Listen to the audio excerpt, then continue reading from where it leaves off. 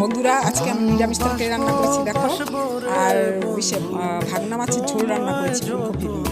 হ্যাঁ, দেখো, লাইক করো আর সাবস্ক্রাইব করো। আমার মনের ঘর